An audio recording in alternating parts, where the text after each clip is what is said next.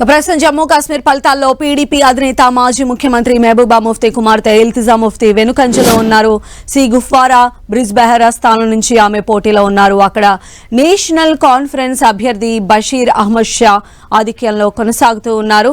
అలానే జమ్మూ కాశ్మీర్లో BJP chief Ravinder Raina Nowshera వెనుకంజలో ఉన్నారు.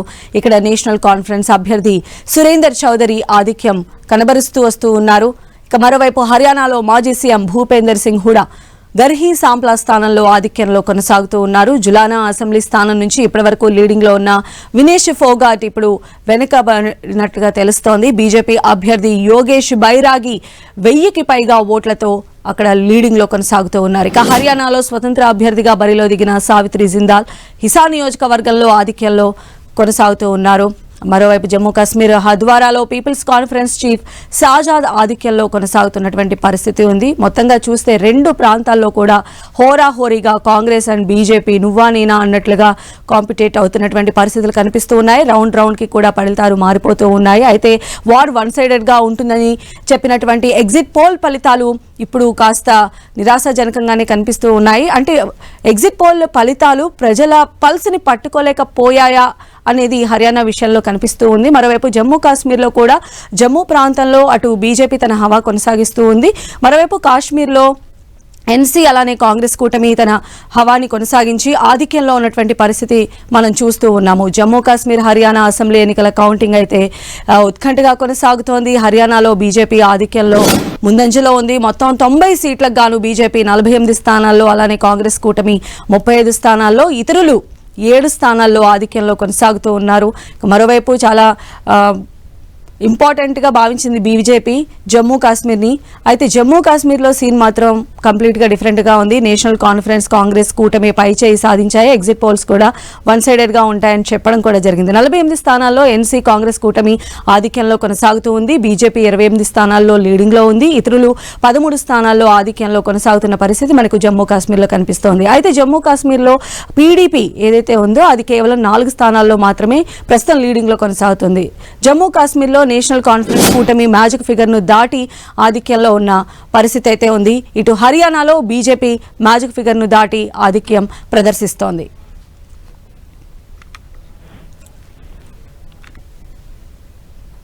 జమ్మూ కాశ్మీర్ హర్యానా ఎన్నికల కౌంటింగ్ కి సంబంధించినటువంటి విశ్లేషణను అందించడానికి మనతో పాటు ప్రముఖ విశ్లేషకులు రెహమాన్ గారు ఉన్నారు. రెహమాన్ గారు, ట్రెండ్స్ చూస్తుంటే ఏమనిపిస్తోందండి? రెండు ప్లేసెస్ లో అటు బీజేపీ ఇటు కాంగ్రెస్ రెండు కూడా టగ్ ఆఫ్ వార్ గా ఉన్నటువంటి సిచ్యువేషన్ ఉంది కదా, మీ అనాలిసిస్ ఏంటి దీనిపైన? అంటే ప్రధానంగా హర్యానాకు సంబంధించి ఎగ్జిట్ పోల్ అంచనాలకు తగ్గట్టుగా రిజల్ట్ కనపడడం లేదు. ఏమైనా తుది ఫలితాల వరకు వేచి ఉండాల్సిందే. హర్యానా రాష్ట్రంలో ఉన్నటువంటి జేజేపీ లాంటి ప్రాంతీయ పార్టీలు ఈసారి ఓట్లు సాధించడంలో పూర్తిగా విఫలమైనాయి. ఈ ఓటింగ్ కాస్త బీజేపీ వైపు పోయినట్టుగా కనపడుతుంది. అట్లానే లోక్సభ ఎన్నికలకు గత లోక్సభ ఎన్నికల్లో చూసినట్టయితే హర్యానాలో జాట్ అక్కడ ప్రధానంగా ప్రభావితం చేసే జాట్ కమ్యూనిటీకి సంబంధించిన ఓట్లన్నీ కాంగ్రెస్ కు పోల్ కాగా ఈసారి ఆ ప్రాంతీయ పార్టీల వైపు కొంత ఆ కమ్యూనిటీ వెళ్లడంతో సాలిడ్ గా కాంగ్రెస్ పార్టీకి ఆ కమ్యూనిటీ ఓట్లు పోలేదనే మనం చెప్పుకోవచ్చు. మొత్తానికి ఒక ఎగ్జిట్ పోల్ అంచనాలకు భిన్నంగా హర్యానా వెళ్తుంది. చూడాలేదు చివరికి ఏమవుతుందో. జమ్మూ కాశ్మీర్ కు సంబంధించి క్లియర్ గా కాంగ్రెస్ నేషనల్ కాన్ఫరెన్స్ కూటమి ఆధిక్యాన్ని కనబరుస్తుంది. ముందు నుంచి అనుకున్నది. అక్కడ ప్రధానంగా గతంలో ప్రభావం చూపినటువంటి పీడీపీ పార్టీ మాత్రం ఈసారి చాలా వెనుకబడి ఉంది. 1-2 స్థానాల్లో మాత్రమే అది ప్రభావితం చూపేటువంటి పరిస్థితి ఉంది. ఈసారి కాశ్మీర్ లో 370కి వ్యతిరేకంగా అని చెప్పొచ్చు. అలాగే కాశ్మీర్ ను ప్రత్యేక హోదాను తిరిగి ఇస్తామన్నటువంటి కాంగ్రెస్ బాగా ప్రజల్లోకి వెళ్ళింది. అట్లానే ఎన్డీఏ పట్ల అక్కడ జమ్మూలో కానీ కాశ్మీర్ లో వ్యతిరేకత ఉన్నది చాలా కాలంగా. ఆ వ్యతిరేకత పోలింగ్ రూపంలో బయటపడ్డట్టుగా చెప్పొచ్చమ్మా. రెహమాన్ గారు, మనం చూసి ఇటు హర్యానా ఫలితాల్లో అంటే కాంగ్రెస్ ఏమన్నా కొంచెం ఓవర్లుక్తో వెళ్ళిందా? అంటే ఇటు పంజాబ్ హర్యానా రైతులు ఎక్కువగా ఉంటారు. సో ఖచ్చితంగా కూడా బీజేపీకి అంత విన్నింగ్ అనేది అంత ఈజీ కాదు అని చెప్పి భావించడము అలాంటివి ఏమన్నా ఫ్యాక్టర్స్ కాంగ్రెస్ ఈ రోజు సెకండ్ ప్లేస్ కి పరిమితం అవడానికి మనం చూడొచ్చు అంటారు ప్రెసెంట్ లీడింగ్స్ ని బట్టి? అంటే నిజానికి బీజేపీ సర్వశక్తులు ఒడ్డిందనే చెప్పొచ్చు. బీజేపీ అయితే ఎక్కడైతే వెనుకబడి ఉందో ఆ వెనుకబడ్డ ప్రభుత్వ వ్యతిరేకతను, అట్లానే మరీ ముఖ్యంగా రైతుల్లో ఉన్నటువంటి వ్యతిరేకత నేపథ్యంలో బీజేపీ ఎలాగైనా అధికారంలోకి రావాలని సర్వశక్తులు ఒడ్డిందనే చెప్పొచ్చు. ఆ పోల్ మేనేజ్మెంట్ విషయంలో బీజేపీ చాలా సీరియస్ గా తీసుకున్నది.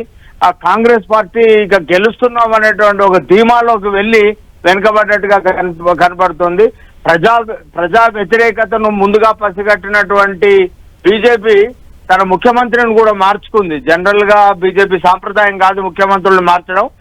ముఖ్యమంత్రిని కూడా మార్చి కొంత ప్రజల్లో ఉన్నటువంటి వ్యతిరేకతను తగ్గించింది. ఆ పోల్ మేనేజ్మెంట్ ను ప్రజల్లోకి వెళ్లి తిరిగి తన వైపు మళ్లించుకోవడంలో ఆ మేరకు కొంత బీజేపీ సక్సెస్ అయింది. కాంగ్రెస్ పార్టీని మీరు అన్నట్టుగా డెఫినెట్ గా ఓవర్లుక్ వెళ్ళింది. ప్రజల్ని అంటే ఎక్కడెక్కడైతే బీజేపీకి అనుకూలంగా వెళ్తున్నటువంటి ఓటు బ్యాంకును మేనేజ్ చేసుకోవడంలో కాంగ్రెస్ పార్టీ కొంత వైఫల్యం చెందినట్టుగానే మనకు హర్యానాలో కనపడుతుంది. అలానే రెహమాన్ గారు, ఇటు జమ్మూ కాశ్మీర్ లో కూడా పరిస్థితి చూస్తే అటు అంటే బీజేపీ చాలా హోప్స్ పెట్టుకున్నటువంటి ప్లేస్. ఎందుకంటే ఆర్టికల్ 370 రద్దు కావచ్చు, జమ్మూ కాశ్మీర్ పైన అంటే చాలా ప్రత్యేకమైనటువంటి ప్రణాళికతో ముందుకు వెళ్ళింది, లేదా దానికి సంబంధించి చాలా ఎక్కువ ఫోకస్ పెట్టినటువంటి ప్లేస్. బట్ అయినప్పటికీ కూడా అంటే బీజేపీ అనుకున్న స్థాయిలో అక్కడ ప్రెసెంట్ ట్రెండ్స్ ప్రకారం రాణించకపోవడానికి రీజన్స్ ఏమై ఉండొచ్చండి? 370 ఆర్టికల్ రద్దుకు జమ్మూ కాశ్మీర్ రాష్ట్రంలో ప్రజల ఆమోదం లేదండి. బీజేపీ ఎజెండా అది, బీజేపీ ఎజెండాలో భాగము. 370 ఆర్టికల్ కు నిజానికి అక్కడ ప్రజాభిప్రాయ సేకరణ చేసినా లేకపోతే అక్కడ ప్రజల్లోకి వెళ్లి మాట్లాడినా జమ్మూ కాశ్మీర్ ప్రజలు ఎప్పుడు 370 ఆర్టికల్ ను వ్యతిరేకించలేదు. జమ్మూ కాశ్మీర్ లో పోటీ చేస్తున్నటువంటి అన్ని రాజకీయ పార్టీలు, బీజేపీ మినహా అన్ని రాజకీయ పార్టీలు 370కి అనుకూలంగా ఉన్నాయి. మేము అధికారంలోకి వస్తే 370ని పునరుద్ధరిస్తామని మల్లికార్జున్ ఖర్గే జమ్మూ కాశ్మీర్ కు వెళ్లి ప్రకటించారు. అన్ని పార్టీలు తమ ఎన్నికల మేనిఫెస్టోలో బీజేపీ మినహా అన్ని పార్టీలు 370ని పునరుద్ధరిస్తామంటున్నాయి. 370ని రద్దు చేస్తామన్నది బీజేపీ ఎజెండా. ఎన్డీఏ ఎజెండా కంటే కూడా బీజేపీ ఎజెండాగానే చెప్పొచ్చు. చాలా అనాదిగా బీజేపీ పార్టీ మేము కనుక అధికారంలోకి వస్తే ఆ రామ్ మందిర్ తో పాటు ఈ 370ని రద్దు చేస్తామని చాలా కాలంగా చెబుతూ వస్తోంది. ఎన్డీఏ 2 దాన్ని రద్దు చేసింది. కానీ ప్రజల్లో మాత్రం 370ని రద్దుకు మాత్రం అక్కడ వ్యతిరేకత ఉంది. ఆ రిజల్ట్ లో కూడా అదే కనపడిందమ్మా. అలానే ఎగ్జిట్ పోల్స్ విషయానికి ఒకసారి వస్తే అంటే 2 స్టేట్స్ లో కూడా వన్ సైడెడ్ వారే కొనసాగుతుంది అని చెప్పారు. బట్ ఇప్పుడు ట్రెండ్స్ ప్రకారంగా ఆ పరిస్థితి కనిపించలేదు. అంటే ఎగ్జిట్ పోల్స్ కూడా ప్రజల పల్స్ ను పట్టుకోవడంలో కొంచెం విఫలమయ్యాయని భావించవచ్చా ఈ ట్రెండ్స్ చూస్తుంటే? డెఫినెట్ గా అప్పుడప్పుడు ఎగ్జిట్ పోల్ అంచనాలు కూడా తారుమారయ్యే అవకాశాలు కనపడతాయి కొన్నిసార్లు. అట్లాంటి పరిస్థితిని మనం ఇప్పుడు హర్యానా విషయంలో అనుకోవచ్చు. జమ్మూ కాశ్మీర్ లో హంగ్ ఏర్పడుతుందంటే క్లియర్ గా ఎన్సీపీ కాంగ్రెస్ కూటమి అధికారం దిశగా దూసుకుపోతున్నట్టు మనకు అక్కడ కనపడుతుంది. హర్యానా విషయంలో తుది ఫలితాల వరకు వేచి చూడాల్సిందే.